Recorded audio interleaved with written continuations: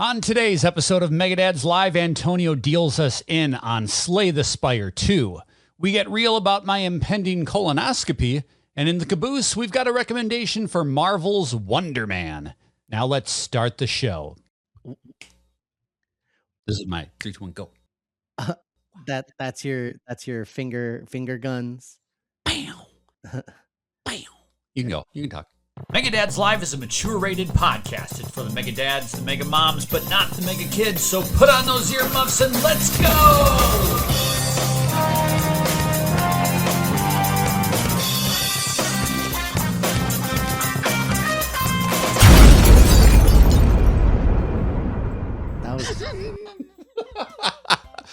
That was weird. Yeah.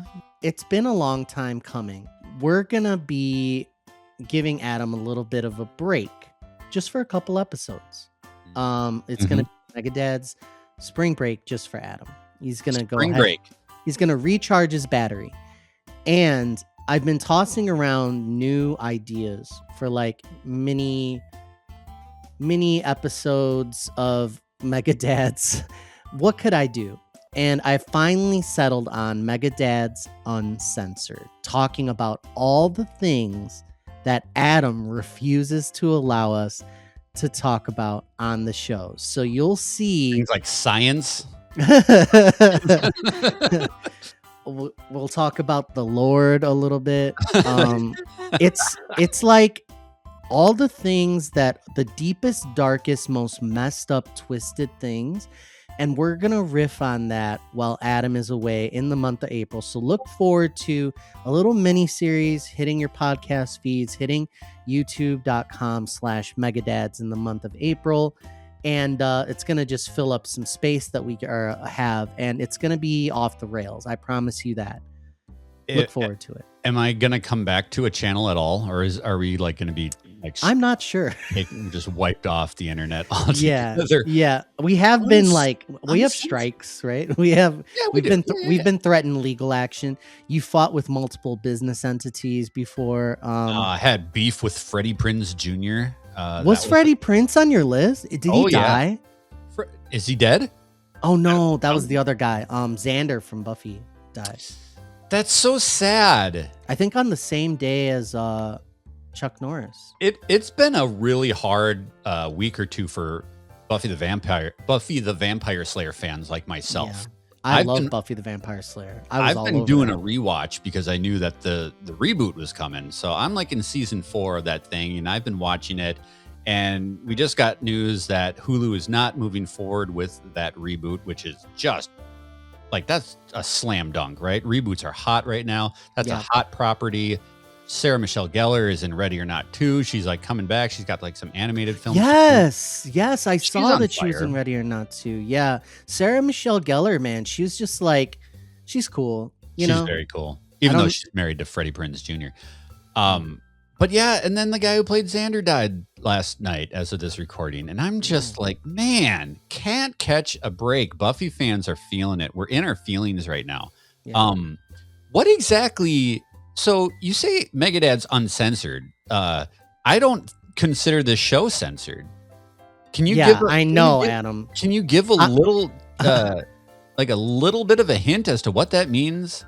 Yeah, we're going to talk about what's Mario's body count. Do you know how many layers it's going to take to unpack that?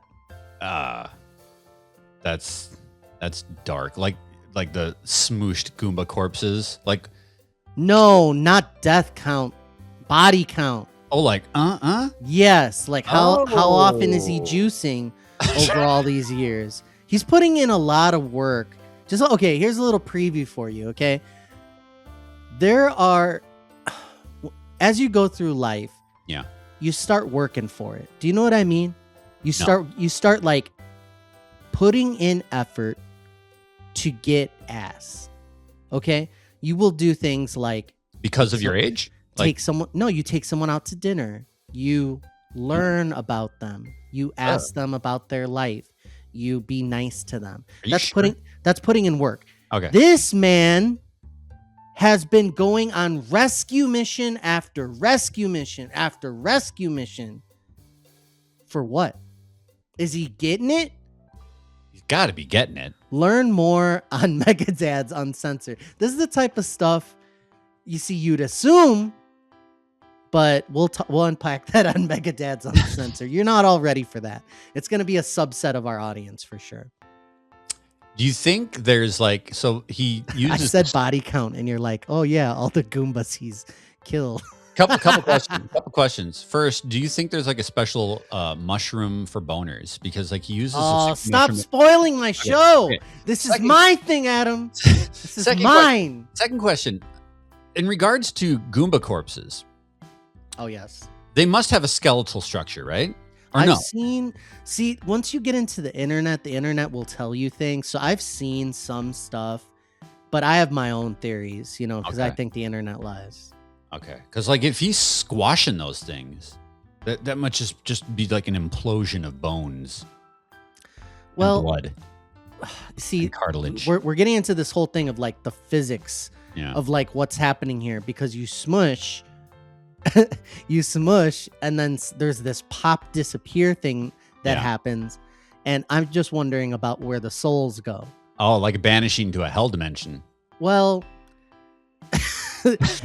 so let's Did I tell you that I'm going to get a camera put up my ass? Are you? For fun or like for medical reasons? For medical reasons. Are you getting a colonoscopy, Adam? Yeah, Is that what you're I'm going to get a colonoscopy. That may or may not be the reason I'm taking a month off. I need recovery time. Is this your first? It is. Have you had one? No, but I really should. I'm 40. I'm 41. I'm 41. So I'm 45. I think you're supposed to get it at 40. If I'm not. My doctor told me 45 because I've known this is coming. I've known that this was the dawn was about to. And so I went to get my physical.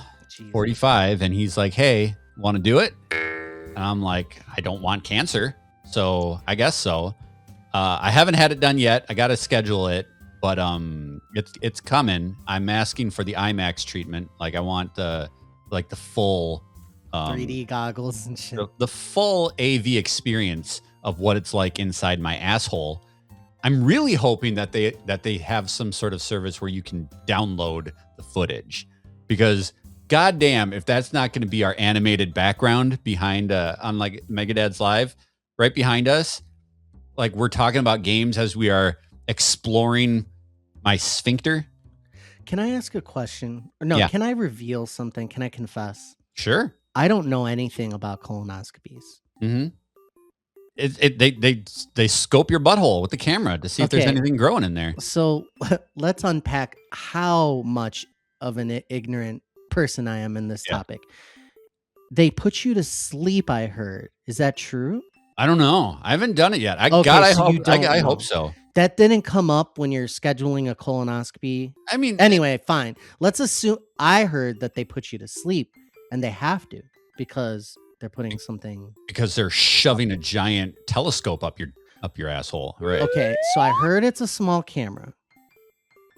Well, that's why I asked for the IMAX version. Like, if we're gonna do this, let's really do it. Like one of those like things like in the Spy thing where they put the like little stick and there's like a little thing. Yeah, and you go under the doorway.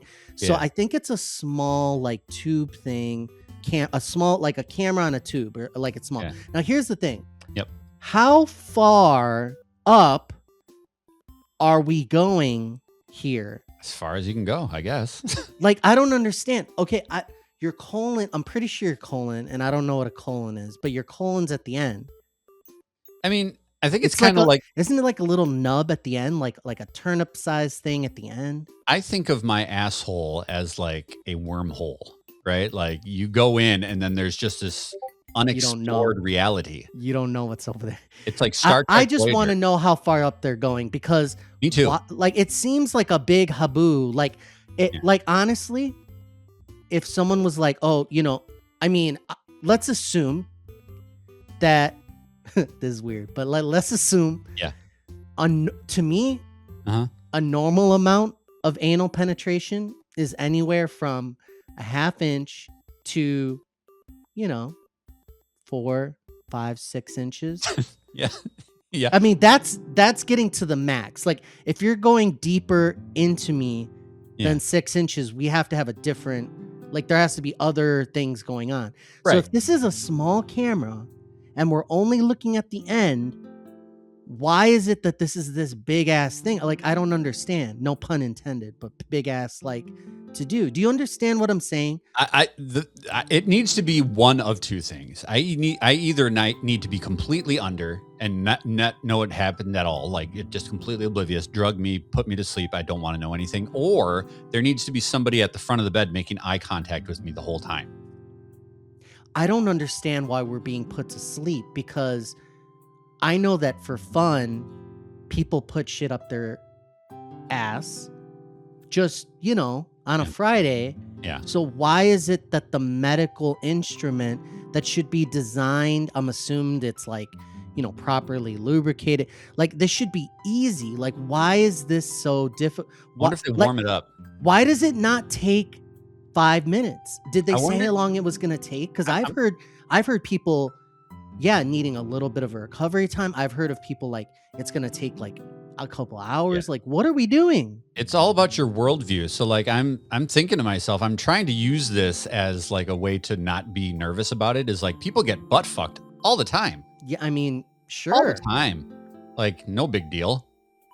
I can get butt fucked once by a medical professional. I'll be fine. I feel like I'm ready.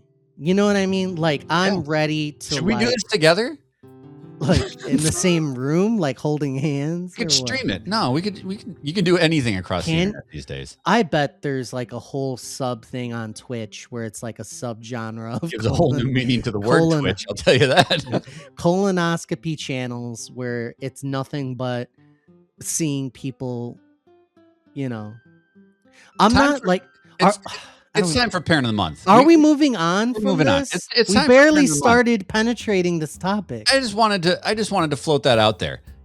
Thank you for sharing. Yeah, I think that's the responsible thing to do as influencers, to the extent that we are, is to give people the medical advice to get checked out. Sure. So today on Parent of the Month, this one's from weareteachers.com.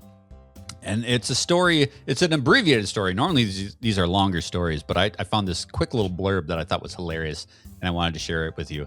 It's a little anecdote from a parent-teacher conference. This teacher said that they were told by their father, the father of a kindergartner in their class, so it's a kindergarten teacher, told by the father of her student that she could not show Scooby-Doo because the family didn't believe in ghosts.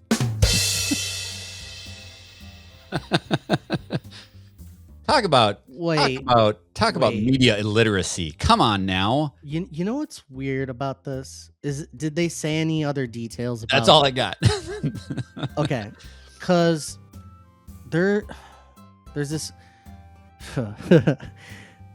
Okay, so like there's this weird like conservative angle of like I don't believe in like evil ghosts, but then like you right away want to pull the like Holy Ghost, the Holy Spirit exists. So like there are ghosts, like there are spirits, and then some people, oh, that's a spirit, not a ghost. Like, like I think I've lived long enough now where I'm open to so many possibilities that I initially wasn't ready for.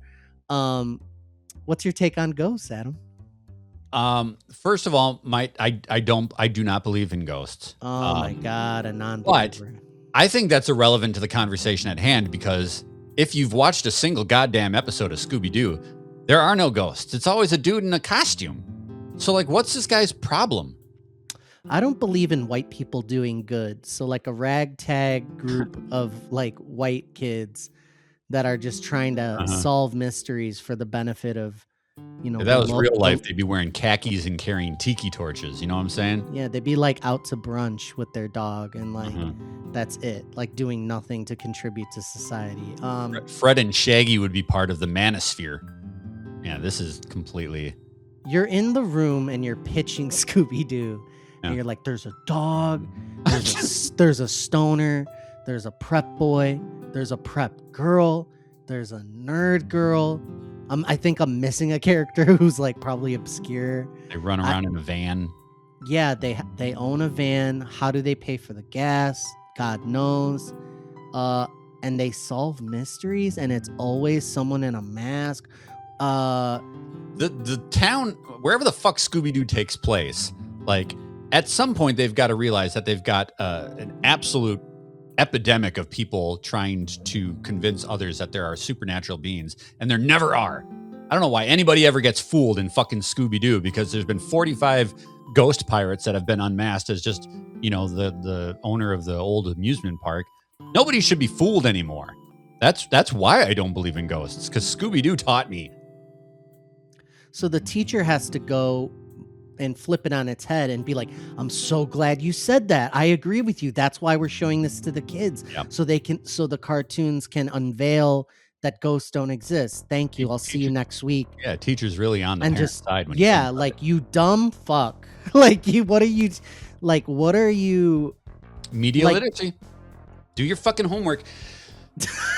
We're going to take a break right now. Do your homework.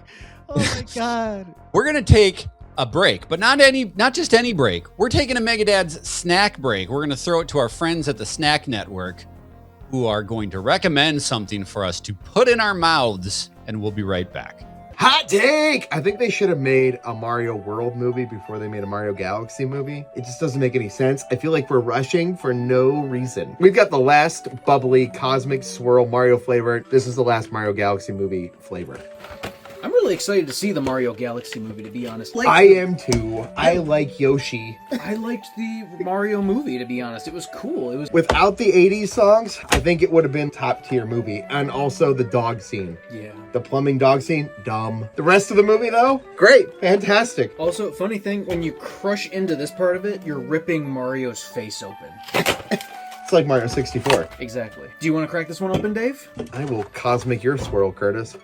Anytime. I'm Dave. I'm Curtis. I really enjoy bubbly, and I've enjoyed all of these so far, and I'm really excited to try this one. Initial smell, blueberry mixed with rainbow sherbet. I get the rainbow sherbet. I think it's more mixed berry. Okay. There might be something else there. It's a little weird. I think it's rainbow sherbet with cotton candy. I guess I don't get the fruit. Oh, no. Nostalgic thought. The pink and blue cone with the little gumball in the bottom, like sherbet thing. Oh, yeah. Yes. That's what it smells like, so let's taste it. Okay, cheers. Oh, wow. That tastes like it, too, but like this diet version of it with no sugar. Yeah, wait, here's the problem. This isn't a real flavor. Hey, I love it, though. It's like bubble gum and cotton candy made together. See, the problem is I want bubbly to be artificially in my head, like good for me, right? This is good for you, though. It is, though, but because it's such a strange, bizarro flavor, it's just like, nope, That's you're lying. You're Swirl. swirling up and down in the wrong directions on the planets with bad Wii remote controls. But it could be so much better. Were you able to play it with a GameCube controller? No. Really? You can play it with a regular Pro controller now, but you have to still use the pointer controls to collect star bits and shoot things, so you've got to use a combination of the analog stick and motion controls. This is horrible. And occasionally, like, recalibrate the center of where your pointer is. I always remember the pointer controls when I played, like, Mickey Mouse Inc. or whatever it was. I'm like, because you constantly are, like, moving your arm higher and higher. It's not good, guys. But this is good. I like the other two flavors much better. This is probably the lowest on the three. I think the first one we tried, the Dragon Fruit Stardust, that was my favorite. Yeah. Or then the Melon, then the Cosmic, but they're all really good. Yeah, I think they're all good. I think we went in basically the exact way I would rank them. I agree with you 100%. We taste new things almost every single day on the Snack Network. So you don't have to. But thank you for tuning into this Megadad's Snack Break. If you like gaming, fully grown, listen to the Megadad's podcast. Back to you, Adam. Get swirled, Adam. Thank you, Snack Network. Num num num num num num num. Dave and Company. I love Dave and Company. They're the best. They always make me hungry. They're so delicious. Just wanna lick them. Just wanna lick those snack guys. Want to talk about a video game? Yes.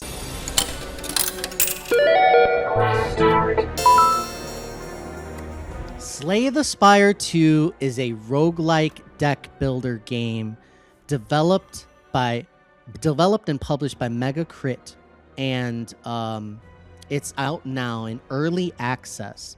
on PC only and Mac. Very interesting. Slay the Spire 2. I played a lot of Slay the Spire 1, and I spent probably an hour preparing how I was going to explain this game to those who aren't familiar. I know nothing. I've heard of this game, but I know nothing about this game. So yeah, I'm the guy that you have to. It's got the most fucking heavy metal name ever. It's got a rad name. You play as a some type of warrior character, and depending on one of the, I think there's 5 in Slay the Spire 2 that you unlock very quickly, and they all have their different quirks, like different cards that are special to them, and they start you out with a deck of attacks and defense, and you climb the spire. It's laid out like a map, like a branching map, and you can choose your path, and it'll say, do you want to go left or right? Like you can see on the map, like this will be a fight, this will be a shop that you can spend your gold at, this will be a mystery. And you go up the spire, and there's like Act 1. Then if you get past that map, you go to Act 2, and you keep going, I guess, up the spire is what it is. But the goal is to get past Act 3. I think that's the end goal. And in this one, they start telling a story where they get into the lore, and they have like a timeline where the more levels you beat, the more experience you earn. You unlock pieces of the story, which I think is cool and interesting. There's a lore, there's a very unique style to this. I think like the art, like it's grown on me, honestly. I was like, I'm not in love with the art style. I don't think it's especially cool. I don't think that it's especially interesting. It looks kind of like 80s Saturday morning cartoon almost. Yeah, it's very, I will say it's, I don't know, I was gonna say unique, but it's very what it is, Adam. So you have to see it. For those watching on youtube.com/megadads, you really have to see it. So you have the shell of a deck builder, and the more enemies you defeat, they give you a choice among new cards to get, and then it gets deeper. Now you're introducing the systems, because when you fight, the enemies tell you what they're going to do. They're going to attack you, debuff you, enhance their own strength, or do something really weird. Like some of them have like an ability where this enemy will only take 1 damage the first 3 times you attack it, and then that shield goes away, and then you can just attack it normally. So when you choose what cards you're going to play, you have to be looking at what the enemy is going to do and planning ahead and saying, okay, I have a hand of 5 cards. Let me throw out defense. I really need it right now, and then I'll wait to attack next time. And then it gets deeper, because you can only play as many cards as energy you have. So they'll give you 5 cards, and they'll say you can only play up to 3 energy. And this one card is really good. It's 3 energy. Like it's going to take up all of your energy, but it does 32 damage. So you're like, do I play this? Some of the cards will disappear. It's called exhaust. So you can only use it once. So you're thinking about all these things. It seems very complicated. It's very complicated. You're doing math, because it's like, okay, I don't need to use my defense card, because this attack card I have that I could still play will kill the enemy right now before I go first. So it will kill it before it has a chance to attack. So you're doing all this little math.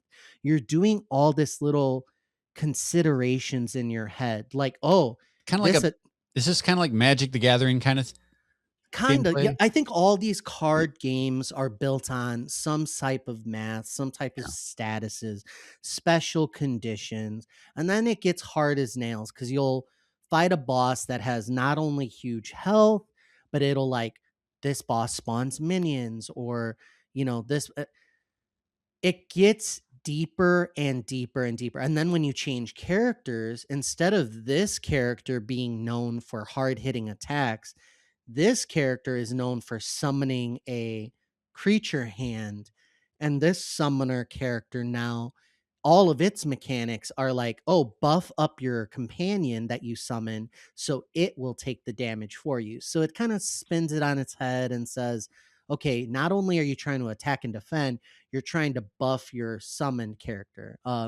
There's really cool characters here, Adam. One of them is a king who's sitting on a throne, and there's these two little minions holding up your throne, like almost like falling, like like they're trembling, and you're like an aloof king, just like saying fight for me, like, and you're like summoning things to fight for you. A cool idea like that. One of the characters is it's like a mechanized uh entity, and it summons orbs of lightning or darkness and ice, and each orb you summon appears over your head, and then if you spend the orbs it will do double damage, but if you hold on to the orbs, every round, every attack that you a cycle you do, it will just shock the enemy.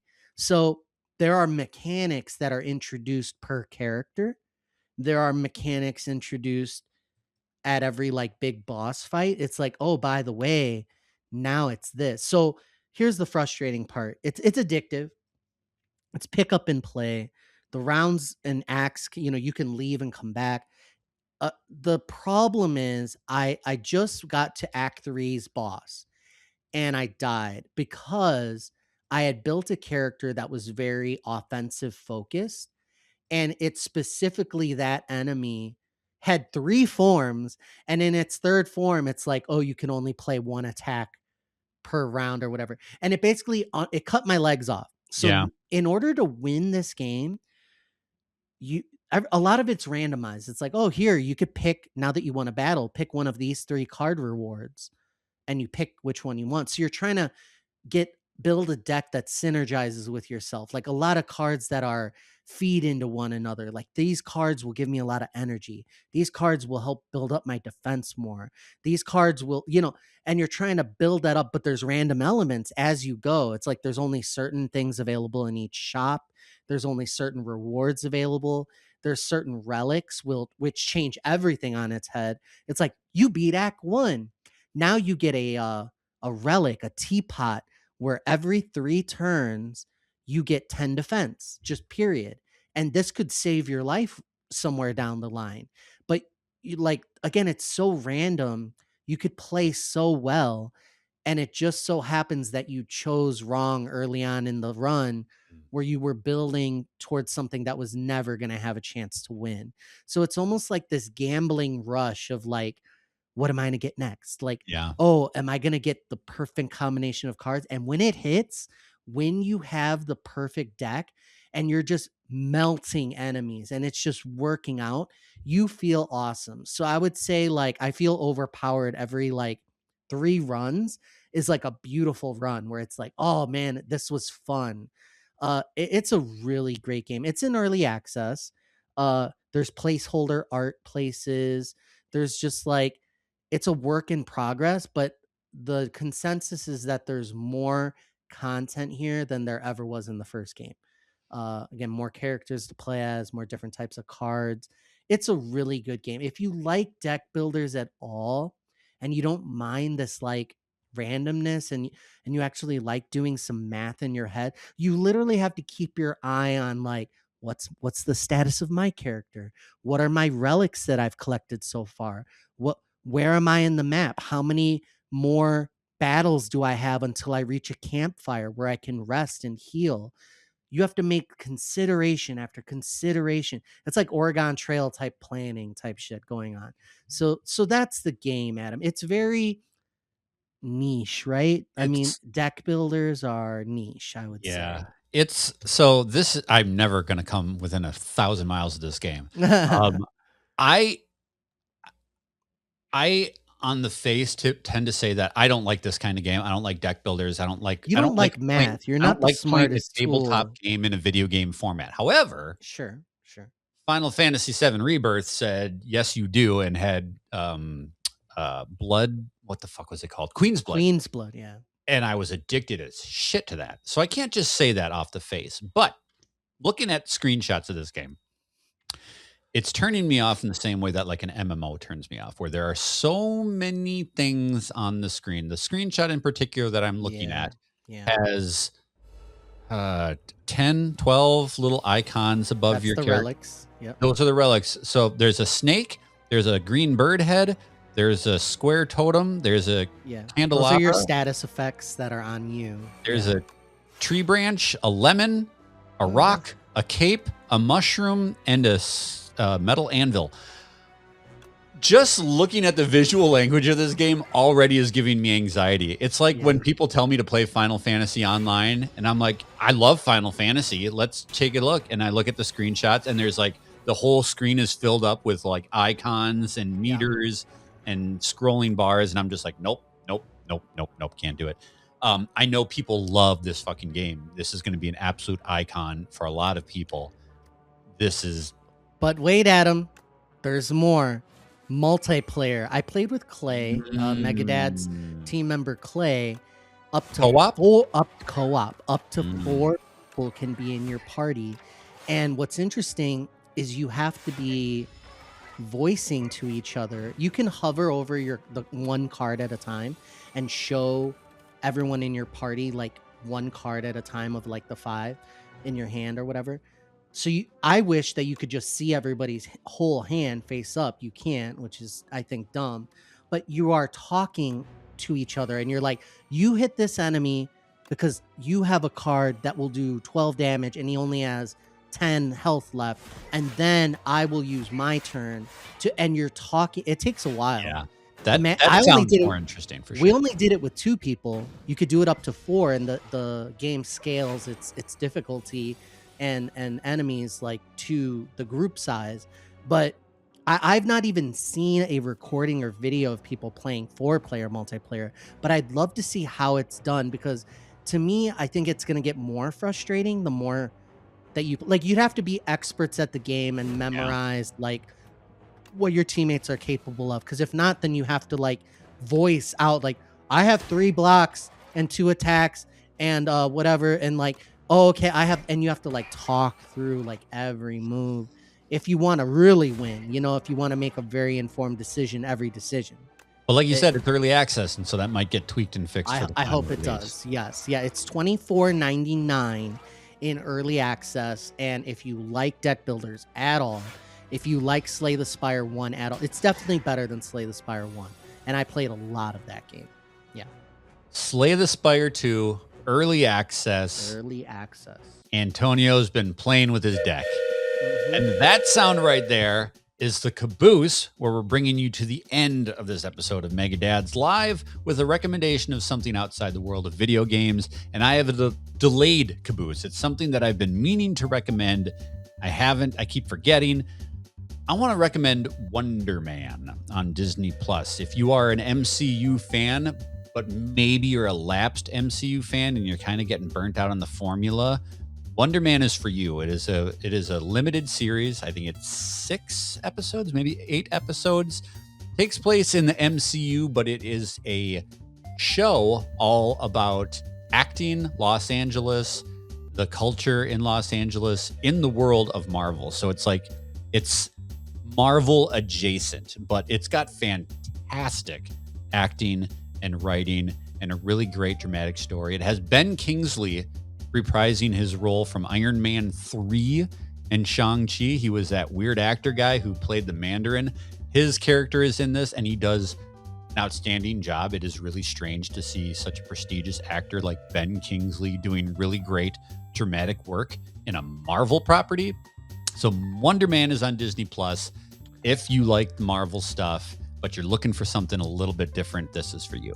Hold the train. Ben Kingsley plays a character in Iron Man 2?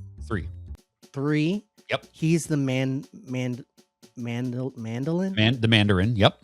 The Mandalorian. The Mandarin. Anyway, is he reprising himself as the actor who played? Yes. Oh my God. He's that exact character all these years later. I love that twist. Others did not like that twist. I loved the twist. Then you absolutely should watch Wonder Man. Okay, they do not. They are very much in the marketing for this, being coy about like, oh, don't show them what it's really about. One of those like ad campaigns where it's like we're not going to show you. There was that one Gillian thing where she's she's sad and everyone's happy and they don't want to tell you what the premise of the show is before you watch it. Did you watch that one, the Breaking Bad? I did not watch new one. See, and I don't watch these shows because I'm like, dude, I don't have time for you to mess with me and not tell me the gist. So you're telling me it's about acting and it's worth it. It's all about acting. It is absolutely worth it. It's about the relationship between Ben Kingsley's character and the guy who's auditioning to play Wonder Man. And it is a story about the things that we hide from people because we're afraid to show them who we really are. It is just like so far removed from the typical superhero stuff. It's in the world of the superhero stuff, but it has nothing to do with fighting bad guys or anything like that. It is really, really good. Okay. I might give it a shot because I'm really behind on my Marvel. Adam. You really don't need to know anything about it. Did I talk about the Museum of Ice Cream yet? I feel like I may have. I don't think so. It may not have been with you, but I'll give it a double dip. No pun intended. One of the things that we did for Lily's birthday, because we did like a lot of little things, and we went to the Museum of Ice Cream here in Chicago. And what it is they have all these little rooms and they give you a unique flavor of ice cream. So you walk in and it's Chicago themed. So it's like there's a CTA train and it's all pink and there's sprinkles everywhere. And there's someone there with a freezer and they're like, would you like something like normal, like vanilla? Or would you like a hot dog flavored ice cream? Or would you like... So they have like weird flavors and not weird flavors, and you get to eat unlimited ice cream as you go. And then you go to the next room and it's like an art exhibit of like a gigantic sundae, and you get to take Instagram photos with it. And they give you more ice cream. And then you go to the next room and it's like a game room. There's mini golf. There's all sorts of like little weird things. And then there's a little bit of history there because it's supposed to be a museum. It's like, here are the ice creams of the world on the wall, and you can see like how they make their ice cream, what they consider ice, like their version of ice cream. And it's interesting. I mean, there's not a whole lot of education happening here, like not a whole lot of history. I don't know who came up with this idea, but it's basically an Instagram photo trap. And it's like, come in and eat ice cream. It wasn't too expensive to get in, but it's like, come and eat unlimited ice cream. Come look at these little rooms, take pictures, go home happy, right? So the kids loved it. Like Lily loved it. The last room is a legit swimming pool filled with sprinkles. So it's a pool, I would say. They don't let people in it, do they? There's kids everywhere in this sprinkle. I went in there. So the sprinkles are plastic. They are not real sugar sprinkles. So they can't eat them. And they're fairly large. Like the sprinkles some kids are eating them. The sprinkles are about the size of, like, those pills, like a pill-shaped speaker that you would see, these little portable speakers everybody has now. They're big, and the swimming pool is filled to the brim. And it's so big, it's like gotta be 10, 20, 30, 40, 50. It's like, 100 feet. Like, it's huge. It's a huge pool. It's deep, because I was trying to figure out how deep is this thing. And I started getting scared that I like was going like too deep. I'm like, let me not get sucked into this or whatever. They want people to die? They're like, don't bring your phones or wallets in here because it will be gone. So sounds so dangerous. it seemed dangerous. Like, it seemed like one of those things that you do on vacation where that the U.S. government hasn't had their hand on it in any way, shape, or form. Yeah. So especially if you're throwing kids in there. Like, there were kids just jumping. They're like, no jumping. And all the kids are just jumping into this thing of sprinkles. And just pink, red, yellow sprinkles, just a swimming pool full of it. And, and then the gift shop. And like, it was cool. Museum of Ice Cream in Chicago. I don't know if there's other Museum of Ice Creams in other cities. I didn't look into it. It's something, Adam. Would I recommend it? If for lovers of the genre, for big snack network people, I think Dave Moore has to go to this place at some point. But museum of ice cream, Adam. I don't know. What's a good museum of that we should start? Because my whole thing was somebody had an idea where they said, oh, we'll create a tourist trap, an Instagram trap, and it's ice cream themed. So you need a theme. Something that people will want to take pictures next to. Jennifer Connelly. The Jennifer Connelly Museum. The American Museum of Jennifer Connelly Appreciation. That's our show. Bye.